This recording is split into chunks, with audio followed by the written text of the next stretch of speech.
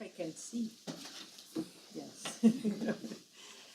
So, first, just 2 words about how this book was born. In 2008, the world as we journalists knew it ended, at least as far as I'm concerned. The financial crisis erased any publicity, and the newspapers, everything changed. We couldn't do the same work we were doing before, and we couldn't travel as we traveled before, and so on. I had reached by then a level of my profession in which you can't go any further, and you start being bored. So I kind of welcomed the change, although it was a bit of a shock. And so I thought, if journalism is finished, as it seems to be, or anyway, sentenced to death in a few years, what will I do with what I've accumulated in so many years? I didn't feel like doing a book of a collection of articles that I've published. I wanted to do something else. I didn't know what. So I went to talk to an editor I very much admire and respect in Milan at the Feltrinelli publishing house, and I proposed to him 2 books. He immediately said no to the first one, saying that it was too much of an Anglo-Saxon subject, and for the Italian readership. And then he said, I'm interested in the second one, that was the one that didn't have a shape. What I wanted to do something with with all the interviews, interviews with writers and the books that I've read, but I don't know what. Can you hear me well? Because I'm playing with this. And but I don't know what, and I would like to sit in front of my computer and not have a model for once. Not literary criticism, not journalism, not a length, not nothing. See where the brain takes me. And he said, I'm interested, and I'm ready to sign a contract with you for a book like that, as long as you make it personal, which was like an earthquake. For if you're a journalist, you don't write in first person, and I didn't know how to do that, and I did, many questions opened. How do you, of course, the 8 writers I've picked that Charlie just mentioned were all writers that were more accomplished, more important than me, and so on. You can go on forever. So how you put yourself in the story without pretending to be like them, and so on. There was no way to find out unless trying, which is what I did. So it became a book of You'll Never Write About Me Again, which comes from something that Philip Roth told me. And that proved to be wrong.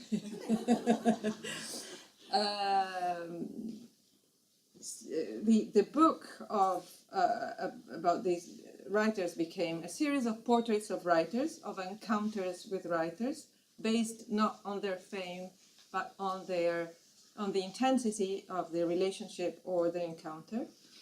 With them, some of them I saw only once. Actually, only one of them I saw only once. It was David Foster Wallace. Others became very close friends, or people I've seen for many times along the years. And the story I'm going to read tonight is about Philip Roth, and this is obviously the most personal, because of all these people, he is the one I had the longest and most personal relationship with, which brought about many questions, doubts, and so on. You'll find out while I read. So this is going to last half an hour, at least when I read it this morning to myself. I'll try. If I read too fast, please tell me that I should slow down.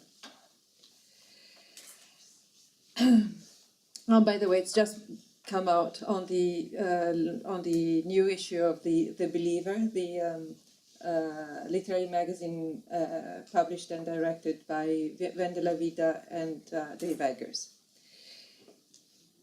I know you may not care, but I do. I care about how to tell a personal story like the one I'm about to write without falling into a million traps laid out in front of you. I am thinking of the issues and trust and betrayal that come across between an author and his or her subject, the transfiguration that inevitably takes place in writing, and my friendship with Philip Roth, in which trust was the fundamental condition, despite ambiguity playing a subtler, if ever-present, role. I should start by saying that the Philip Roth I first encountered 14 years ago is not the same person who called yesterday from the isolation of his snowbound country house in Connecticut to tell me, "I'm a happy man. Do you know the secret of this happiness? I don't do anything I don't want to do, and I'm unburdened from the task of writing. Why I wasted my time with books and women is a mystery." and then burst out laughing. Those two powerful driving forces, the writing life and the life of Eros, played their parts in the story of our relationship too. When people ask me how I managed to convince Philip Roth to work with me on a documentary film about him, I tell him he volunteered. Many wondered how this famously reclusive and fiercely diffident writer said yes to me, a journalist, a woman, and not even an American. The truth is that while we danced around each other for years, our way of relating to one another changed to a remarkable extent. Should I go slower? Or is it okay? Due in part to time and circumstances, there were two major shifts. The first one, when our professional relationship turned increasingly personal, and the other when Roth decided it was time to stop writing fiction and live a more civilized life. I should start by making clear that our relationship had a bad start. In 2000, Roth accorded a single interview to the Italian press about the human stain, and I'd crossed the Atlantic to conduct it for my newspaper, the Italian daily Corriere della Sera. But when I called his agent, Jeff Posternak, to arrange the details, he told me, "Mr. Roth has changed his mind and will only do a telephone interview." I was outraged. I turned the offer down, and for 2 weeks I held out, refusing to come to terms with this arrogant and capricious man who evidently thought nothing of humiliating a journalist. But in the end, I had to give in. The paper had paid for my trip, and I couldn't go back empty-handed. My 2 weeks in the United States were almost over, where I reluctantly gave his agent my phone number in order for Roth to call me, as the reverse was not offered. Even more irritatingly, the day of the interview was supposed to take place, I happened to be guest of a writer friend, Alexander Stille, in his country house in the Berkshires, just 40 minutes away from Roth's house in Western Connecticut, where I could have easily met him in person. When Roth called me at the established hour, I asked him my questions, and the interview turned out to be acceptable, though he had planned what he wanted to say, and I hadn't had much a role in it. I was therefore taken aback when, at the end of our conversation, he apologized and said he was willing to meet me for a drink over the weekend. You know, Roth is Roth. Yeah, it's a feminine voice. Is enough.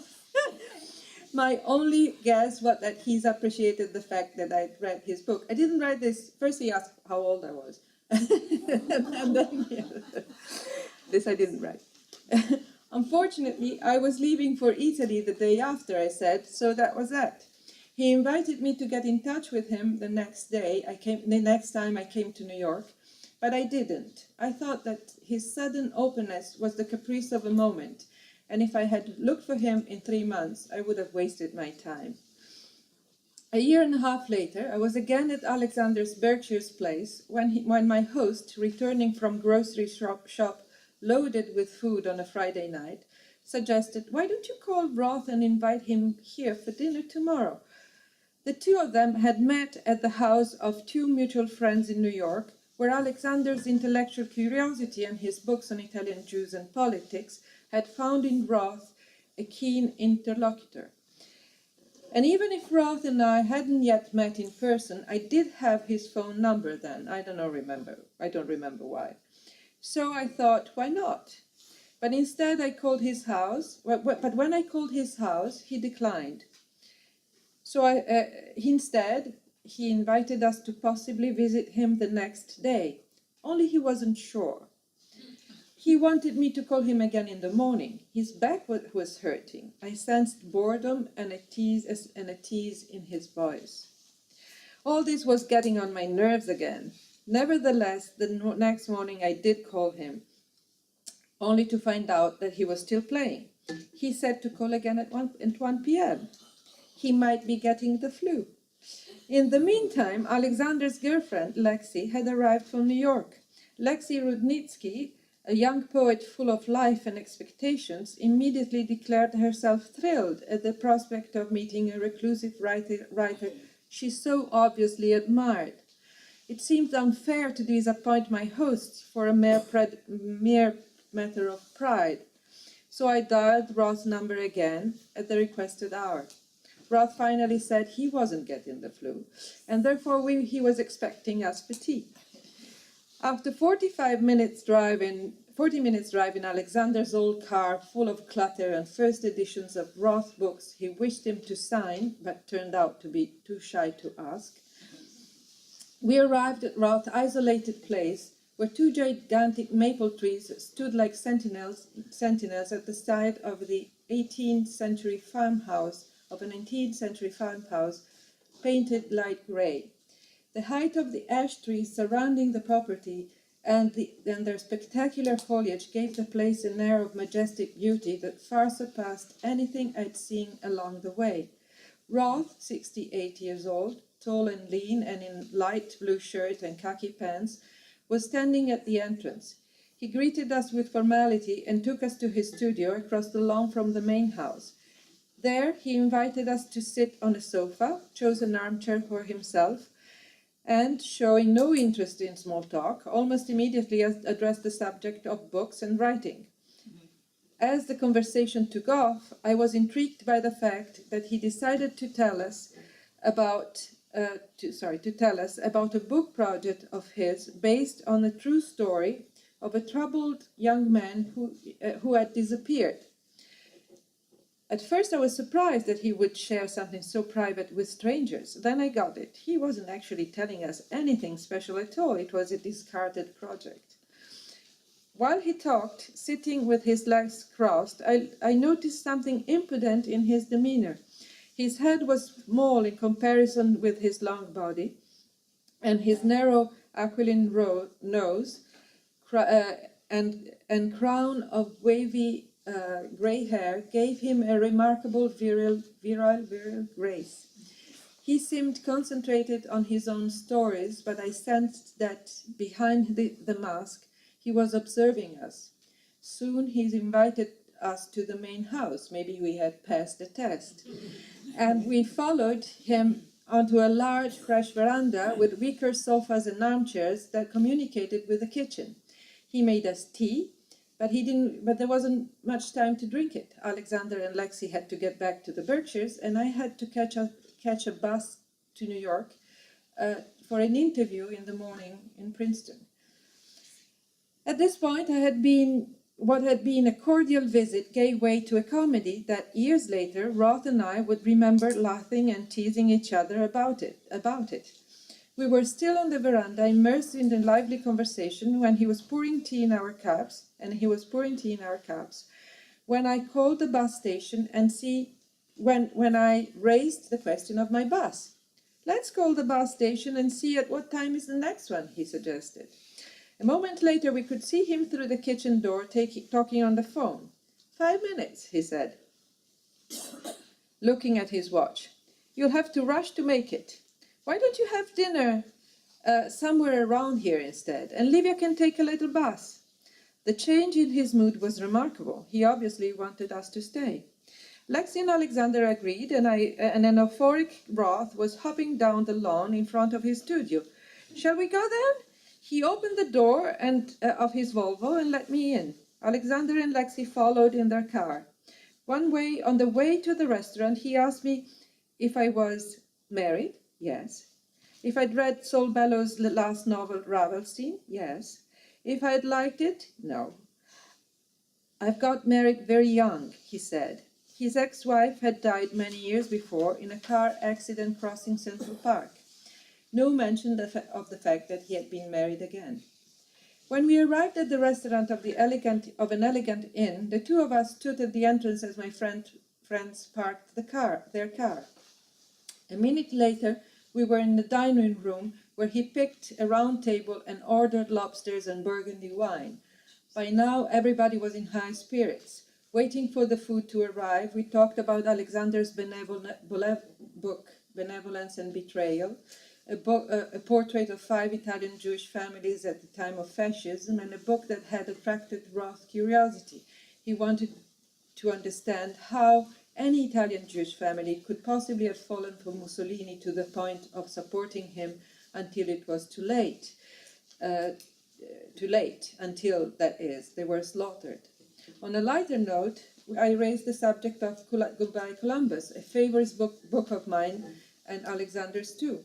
We were surprised to hear Roth dismissing it as a boy's book, and telling us that, in retrospect, those stories that had won him the National Book Award at 27 seemed to him too thin and didactic. He was relaxed and fun and engaging, but I felt as if something else was going on between the two of us.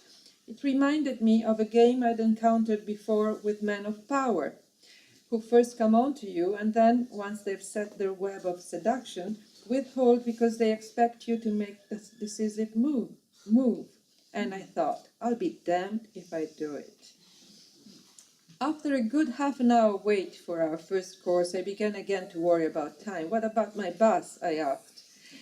Roth said pleasantly, why don't you just take the last train at the railway station near my place, so we can go back there and have a drink after dinner? I complied, even though my 4-hour trip back to New York was getting longer by the minute. What the hell, we were having fun. When the check arrived, he insisted on picking it up. Back in Roth's living room, after more talk and drinks, I declared, I have to go. I was about to miss my last chance to get to New York that night, and Alexander and Lexi leaped on their feet. Roth remained in his armchair with his legs resting on an ottoman, smiling. In case you miss the train, you can come back, he offered. I'll leave the kitchen door open. He read this, and his comment was, am I not a kind man? I leave the kitchen door open. Now I'm going to bed. My bedroom is that one, up the stairs on the right. The guest room are on the left, there and there. The coffee is in the kitchen cupboard, and I'll see you all at breakfast tomorrow morning. Later I realized that prior to our visit, he must have spent days, if not weeks, alone, working in his isolated house. And even then, before I got to know him better, I sensed how fiercely he protected his solitude. In retrospect, the mind goes to what Roth calls, in brackets, the solitude without anguish, which his alter ego Nathan Zuckerman experiences for 11 years in Exit Ghost, while writing books alone in the countryside, years during which he enjoys the pleasures of being unanswerable and being free, paradoxically, free above all from oneself. Free also from what a few lines further on Zuckerman calls the tyranny of my intensity. 5 words that couldn't more efficiently capture one of the strongest traits of Roth's own personality. I was to fall in love with that intensity, not with the flirtatiousness in which I sensed a man fully conscious of his erotic power, not with the playfulness or mischievousness, I thought, but of the puppeteer who invites you into becoming the complying end of his mercurial strings. What captivated me was Roth's capacity of being 100% in the moment and 100% with you, along with his insistence on facing reality head-on, understanding it, and capturing it uncensored. These things always had a mysterious, reassuring effect on me. After more interviews brought us together to meet again, and after we started seeing each other outside work, arriving in New York from Italy and spending my very first night dining with him at the same Upper East Side restaurant became a pleasant ritual. It was a moment I looked forward to because it meant plunging into the hot bath of an intense conversation that would be as substantial in content, work, love life, readings, problems when there were, as it could be teasing in form.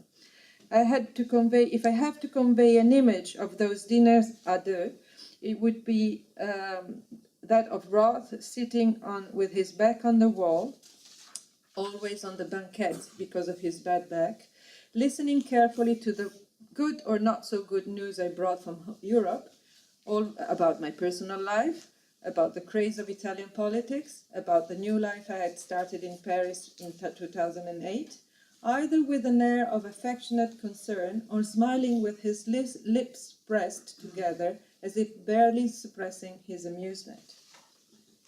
On a particular night, at the beginning of our friendship, though, I had rung the doorbell of his Upper West Side apartment, expecting to go out together, when I discovered he'd had an epidural shot to the spine at the hospital and had to cancel the restaurant reservation.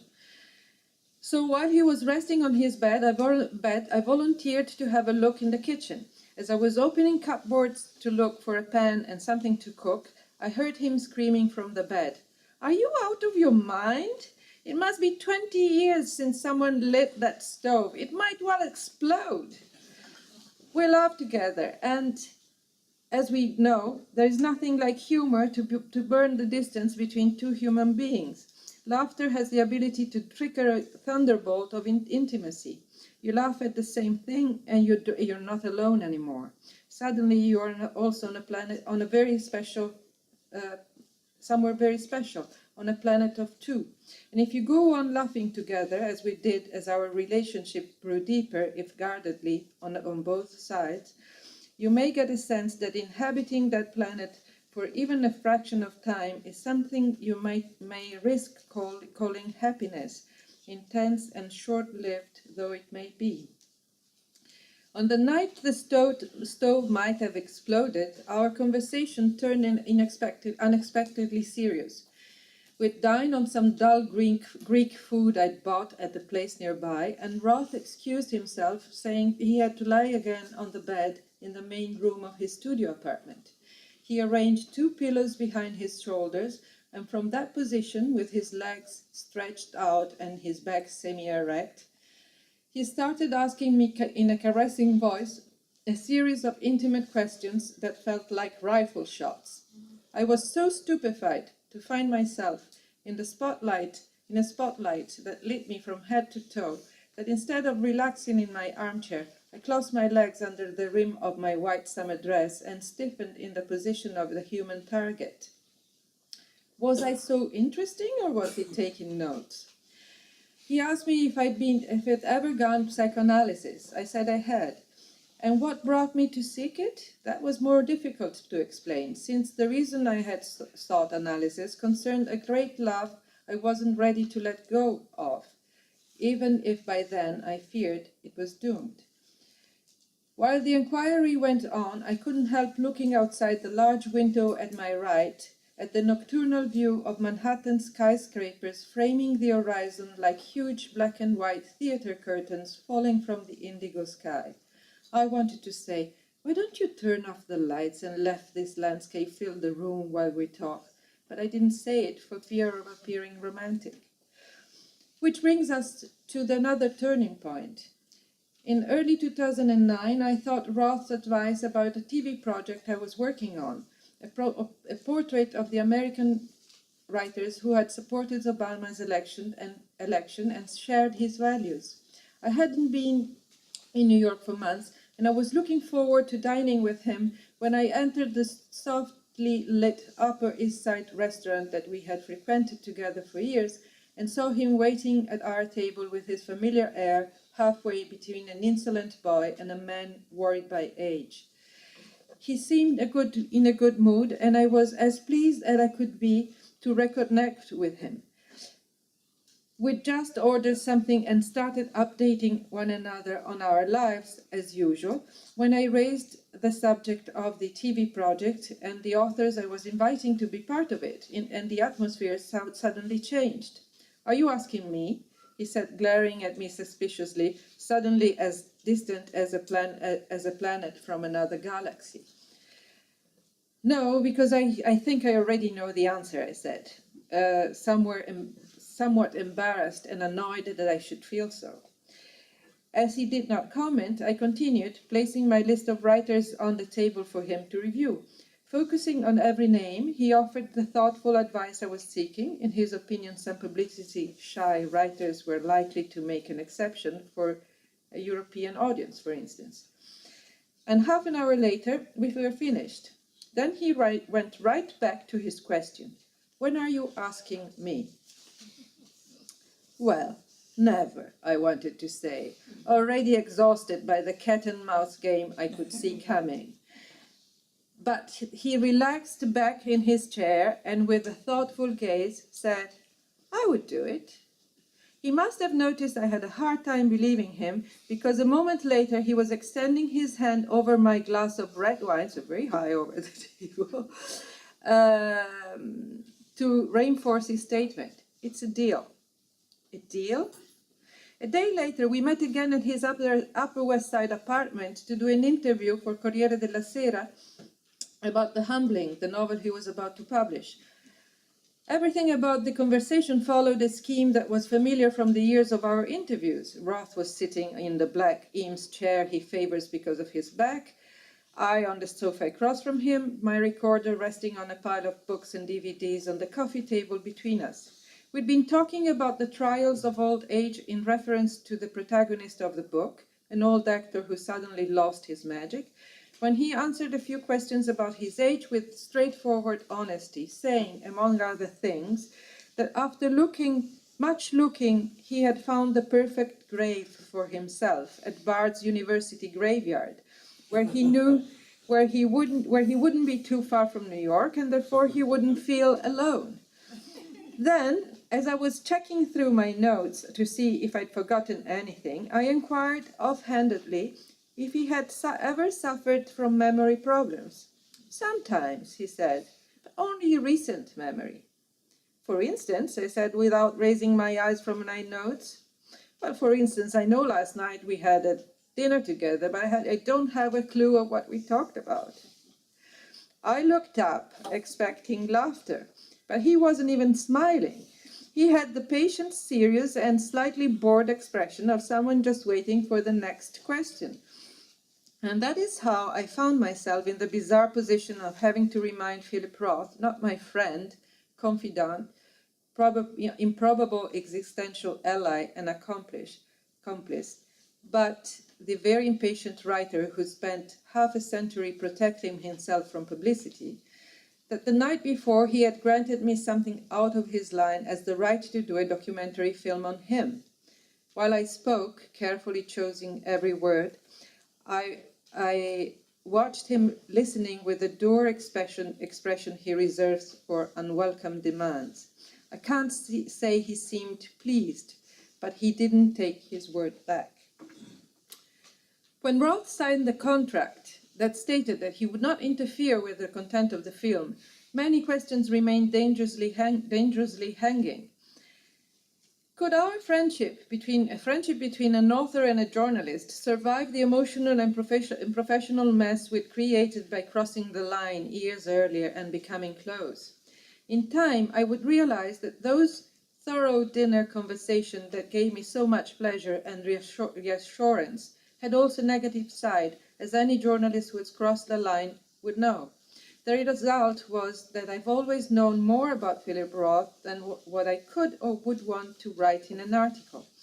To give you an example, when I was interviewing him about The Humbling, in which the protagonist commits suicide, I refrained to put on record what he had confided to me just the night before at dinner. that in the 90s he went through such a severe depression brought on by 9 months of continuous back pain that he contemplated taking a swim in the middle of a big lake and letting go. If censoring myself to protect him made a bad journalist of me, I didn't care. Who would know anyway? And even he wouldn't. I wrote in Italian. But I realized that by omitting information I possessed, I was to some degree fictionalizing Roth, and would go on doing so because my commitment to his trust was the unspoken pact I had entered with him years before. I'd entered with him. This didn't bother me. What really bothered me was the swamp of ambiguity that surrounded us because of the fact that I was the journalist and he was one of my subjects. Anyone who writes stories, whether in fiction or journalism, is naturally hungry for ideas, suggestions, and anecdotes that may or may not be turned into gold. This is so obvious that we never discussed it. But I still remember Roth implicitly joking about during one of our dinners, saying, "I'll make you Portuguese," and laughing at the mere thought. As for myself, I always felt like a potential Judas and strongly resented the feeling. After 20 years of working in literary journalism, I knew that writing about a living subject requires a measure of betrayal, and that all writers are fundamentally immoral creatures, as Janet Malcolm reminded us in The Journalist and the Murderer. Would I be able to avoid betrayal and still produce serious work? I wasn't sure I possessed that chip of ice that Graham Greene said writers must have in their heart. We had an unexpected confrontation on this subject many years before he agreed to be on my film. He had just come home from the hospital where he'd had back surgery and needed, I suppose, to feel less lonely when he called me in Milan, something he had never done before. I happened to see your phone number in my address book, I remember him saying, sounding like a shy adolescent. We talked for an hour or so. I recall leaving the desk where I was working and lying down on the sofa. He'd taken me aback with his vulnerability. How strange, I thought, and how interesting. Then, just when we were about to say goodbye and gently put an end to a most unexpected moment of verbal intimacy, he said, "You'll never write about me again," and hang up in my face. It felt like a slap. His words upset me, not so much because I'd had any intention to write about what he'd confided, but because he was giving me an order that was an unacceptable assault on my individual freedom. So the next day I called him back to say that he had no right to tell me what to do with my life. He knew exactly that I was a literary journalist, and if he wanted to take the risk of talking to me, well, that was his business. I was offended, and many more other things. I was really pissed and thought for certain that our relationship would end there, but I was wrong. The telephone calls continued, then stopped for a while, then started again with the same intensity and honesty. "I hope you're taking notes," a friend told me. I never did, out of loyalty and out of laziness. But reading Roth's last 4 books, I sometimes had the impression that it was he who had taken a few notes. So I've been very naive here. It's not that we 2 writers facing each other. So someone is going to steal from the other. If it's not you, it's the other. It was only after we finished shooting the documentary that I found something illuminating in some notes he let me read, something that shed a much more nuanced light on his process of living and writing. He wrote, quote, "A writer is someone who knows nothing about his life or about the life of anyone else until he has not only imagined it, but has discovered through writing how to imagine it." A statement so true that I wonder if it wouldn't be a fair way to describe what I'm trying to do here. As time passed, I realized that the Philip Roth I had known before the 2 documentaries we ended up doing was in the process of transformation. The Roth I'd known for many years was an obsessively committed writer who, in the terrifying limbo between one book and another, could fall victim to a storm of depression or be spent to the point of looking as if blood had been drained from his veins.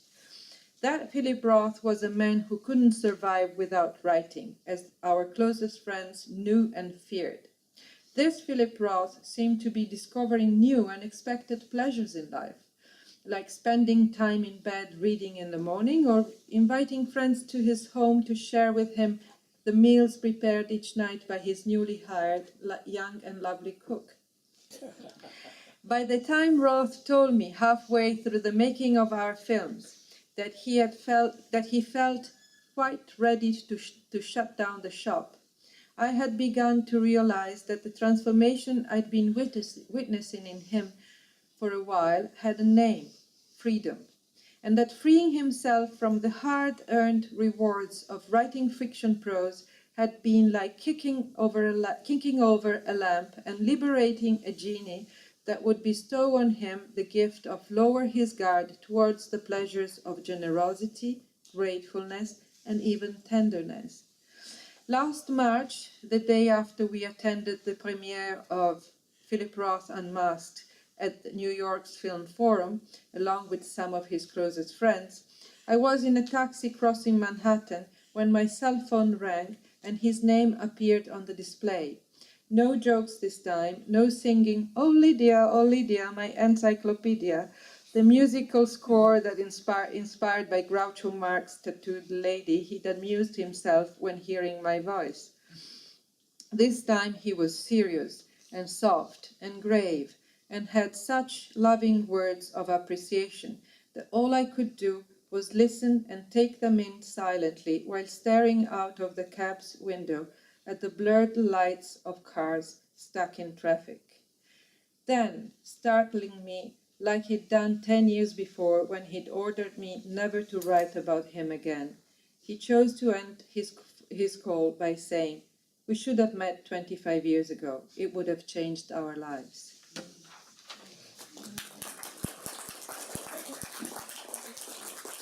Thank you. So, questions?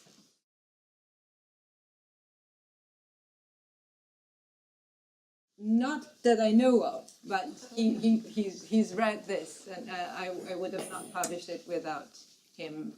Well, there's at least one other biography of someone who also had a relationship with him, and it came out a couple of years ago, and he never commented on it or anything, so it's solely one person's viewpoint of the relationship. Of course. Which one was that? I don't remember her name, but she was also a journalist. Yeah.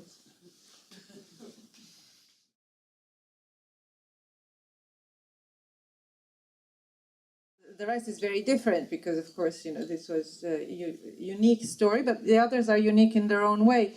The first one, I wanted very much to start the book with the story of Mavis Gallant, a writer that I so much admired and that I found also funny, witty, very mean, and many other things, and who was someone I very not identified with, but someone who had the same experience I had of arriving here all of a sudden and start a new life here, though at completely different age, much younger and right after the war. And so the story with Mavis is about that. It was about reading also her short stories as a way to understand Paris. What I liked in that is that the stories were so unsentimental. So I wouldn't find all the cliches you find about Paris when you read about Paris. Also, it was 800 pages, I think. What? The book of her collected. Yeah, it's very long. It's about 800 pages. Yeah. And the second one is Judith Thurman.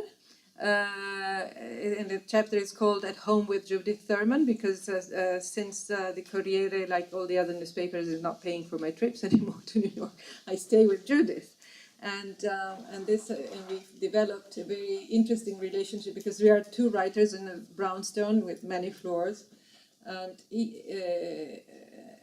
we understand each other's neurosis, and we discuss odd subjects, like in this case, that's sentenced by Judith, the eroticism of biography. She's a biographer, so when she mentioned that, I said, we have to do. I have to record you, and we have to discuss this seriously. And so we talked a lot about what it meant for her to be researching the life of Karen Blixen, Isak Dinesen, and Colette, and what made her a writer, a girl from a lower middle class Jewish family of immigrants in Queens, who became a highly sophisticated, super chic New Yorker, all in black, and New Yorker staff writer, and so on. So the parcours of this development. Then there is David Foster Wallace. That is a painful encounter, painful, also fun, but encounter we had many, many years ago. I don't know how many years ago before he killed himself, I think 9. He gave me an appointment. He hated interviews, he made it really difficult. So he gave me an appointment at the kilometer 225 of the Interstate 55, Chicago to whatever. And I had a very hard time to get there. And the place was at a terrible McDonald's in the middle of nowhere. Where when I said, it was 7 o'clock in the evening, when I said, well, what would you like to eat? And I said, eat here? Are you out of your mind? You picked up this damn place. And I faced someone I didn't expect. I loved his writing then, much less now, but I met this very polite, very even handsome looking. He looks like a monster in his pictures, but he's not like that. Very clean, polite, good boy, extremely neurotic, terrified of anything, terrified that I would get killed, like, to give you an example, while going to the place of the interview and so on. And Terry is always trying to guess my questions, and then telling me, maybe it's better if I lie, because then if I lie, it gets more interesting. It was like a nightmare of an encounter, but very interesting in its own way.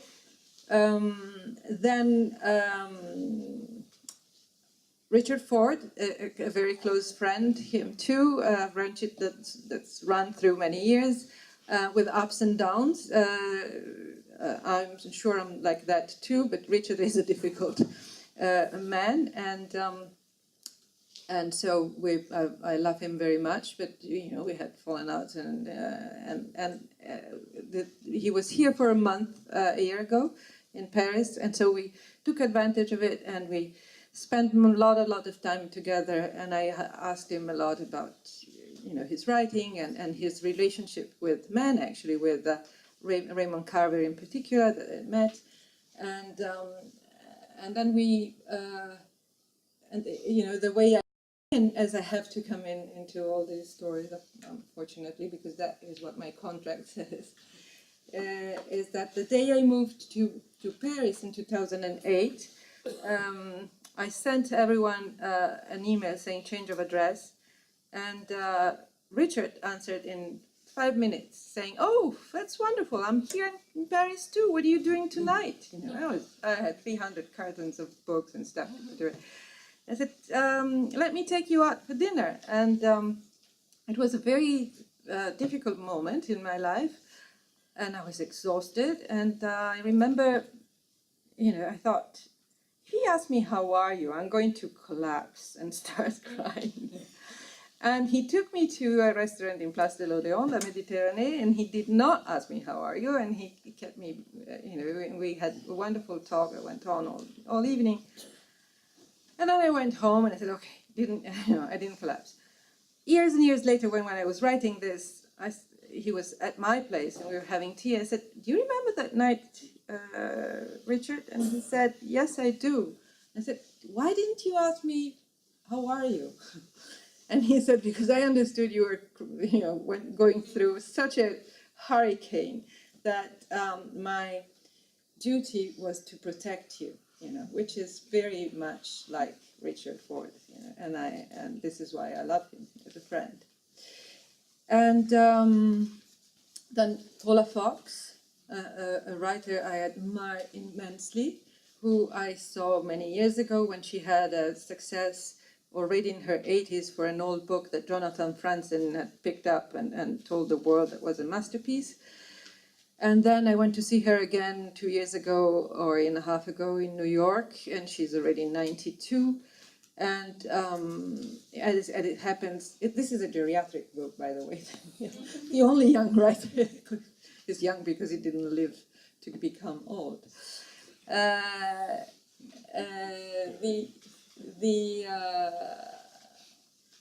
So I started.